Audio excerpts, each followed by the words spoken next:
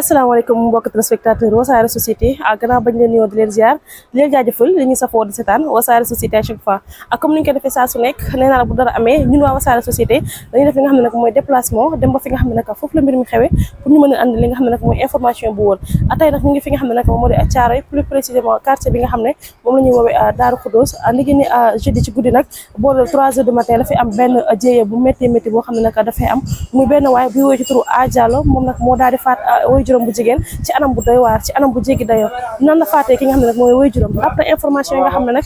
jot nañ ko am ñoom nag ñu ñuy xamal ne waa ji li nga xam ne nag moom mooy butéelu gaz bu 8 kilos bu 6 kilos autant pour moi la daal di dóor ci li nga xam ne nag moom mooy bopp woy juróom bu jigéen ñoom nag ci information yi nga xam ne jot nañ ko am fii lañ nekkoon fi nga xam ne nag moom moo di Daaru Khoudoss mais après loolu waa ji bi nga xam ne nag feebar na bi nga xam ne nag koor gi tamit commencé na la yaayam nag daal di ànd ak moom dem fi li nga xam ne nag moom mooy seen village nekk fi li nga xam ne nag moom mooy Fouta ci loolu nag ñoom ndi génne mercredi lañ fi ñëwaat pour li nga xam ne nag moom mooy rendez-vous fi nga xam ne nag mooy hôpital bi nga xam ne moom moo nekk fi li nga xam ne nag moom moo di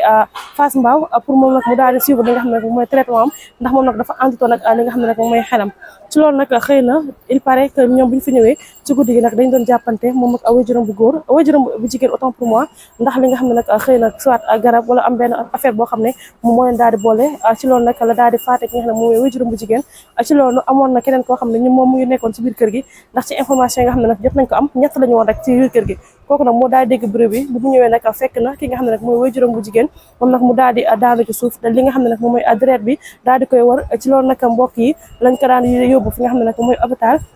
mais boobu nag fekk na moom kii nag ñàkk na li nga xam ne nag moom mooy bakkanam mais ki nga xam ne nag moom mooy doom ji di wuyoo ci turu A Diallo moom mi nga xam ne nag moom moo ànd ak sa bopp moom nag bi mbir mi amee moom nag dafa daal di jël li nga xam ne nag moom mooy fuite maanaam moom nag dafa daal di génn kër gi daal di daw ci information yi nga xam ne nag jot nañ ko am fi mu toll ni nag corps bi nag il paraît moom mu ngi fi li nga xam ne nag moom moo daal di mooy di Fuuta ndax instant bi nag foofu lañu war a daal def li nga xam ne nag moom mooy dëj bi maanaam foofu lañ ko war a denc